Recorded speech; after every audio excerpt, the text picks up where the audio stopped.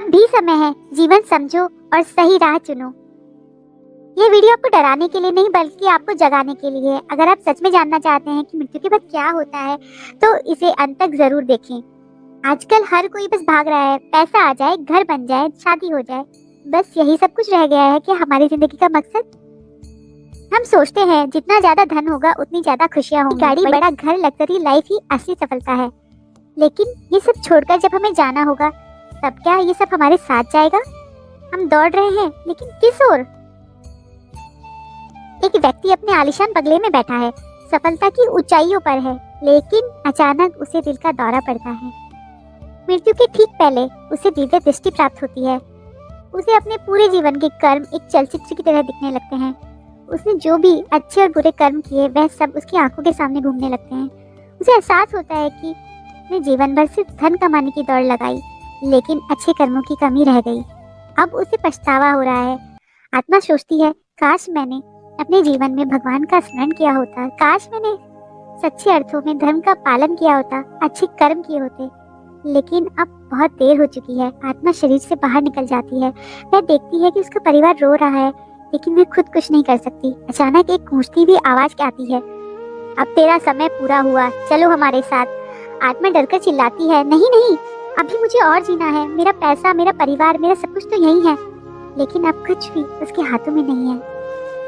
यमदूत आत्मा को पकड़कर यमलोक ले जाते हैं और वहाँ यमराज का एक भव्य दरबार सजा है। यमराज गंभीर स्वर में कहते हैं, तुम्हारे कर्मों का लेखा जोखा अब तैयार है। यमदूत किताब खोलते हैं और पढ़ते हैं, अच्छे कर्म, कभी कभी दान किया, कभी किसी की मदद करी। बुरे कर्म, लालच, धोखा, झूठ, भगवान का नाम कभी याद किया। यमराज निर्णय सुनाते हैं, अभी तुम्हारे लिए स्वर्ग या नरक का निर्णय नहीं होगा। तुम्हें तुम्हारे घर वापस भेजते हैं ताकि तुम देख सको कि मृत्यु के बाद क्या होता है। यमदूत आत्मा को वापस पृथ्वी पर वहीं छोड़ देते हैं जहां उसकी मृत्यु हुई थी। आत्मा अपने शरीर में प्रवेश करने की कोशिश करती है। आत्मा देखती है कि उसका शरीर वहीं पड़ा हुआ है। परिवार वाले जोर जोर से रो रहे हैं। वह घबराकर सोचती है, नहीं नहीं, मैं मरा नहीं हूँ, मैं वापस जा सकता हूँ। आत्मा अपने शरीर के पास जाती है और उसमें प्रवेश करने की कोशिश करती है। जैसे ही वह शरीर में प्रवेश करने लगती है, यमदूत फिर से प्रकट होते हैं और उसे झटक कर दूर कर देते हैं। यमदूत गरजते हैं, अब वापसी का कोई रास्ता नहीं। जो एक बार शरीर छोड़ देता है वह दोबारा उसमें प्रवेश नहीं कर सकता। गरुड़ पुराण के अध्याय 2 में और श्लोक 15 में कहा गया है, मृत्यु के बाद आत्मा अपने शरीर में वापस जाने का प्रयास करती है, लेकिन यमदूत उसे ऐसा नहीं करने देते। काश मैंने पहले ये सब समझ लिया होता, आत्मा कहती है। अब आत्मा अपने घर में 13 दिन तक रहती है। अपने परिवार को देखती है, लेकिन कोई उसे देख नहीं सकता। वह भोजन, जल और अपने प्रियजनों से जुड़ना चाहती है, परंतु यह संभव नहीं होता। गरुड़ पुराण में अध्याय 4 में श्लोक 22 में कहा गया है कि मृत्यु के बाद आत्मा 13 दिन तक घर में भटकती है। जब तक पिंडदान नहीं किया जाता, आत्मा भूखी प्यासी रहती है। आत्मा रोते हुए कहती है, काश मैंने अपने जीवन में कुछ अच्छे कर्म किए होते, काश मैंने भगवान का नाम लिया होता। यमदूत आत्मा को फिर से लेने आते हैं। 13वें दिन जैसे ही परिवार वाले अंतिम संस्कार की प्रक्रिया पूरी करते हैं, यमदूत फिर से प्रकट होते हैं। यमदूत गरजते हैं, अब तुम्हारी यात्रा शुरू होगी, चलो यमलोक। आत्मा को वैतरणी नदी तक ले जाया जाता है।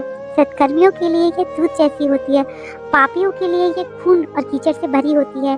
अब आत्मा को अपने पाप याद आते हैं। अब पछतावा होने लगता है। गरुड़ पुराण के अनुसार जो जीवन भर भगवान का नाम लेता है उसे मोक्ष मिलता है। जो अच्छे कर्म करता है उसे अगला जन्म मनुष्य के रूप में मिलता है।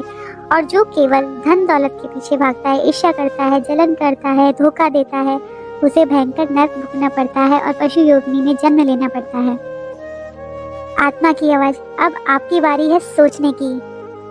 अभी भी समय है, सही राह चुने, क्योंकि अंत समय में वही व्यक्ति भगवान का नाम ले सकता है जिसने जीवन भर भक्ति की हो।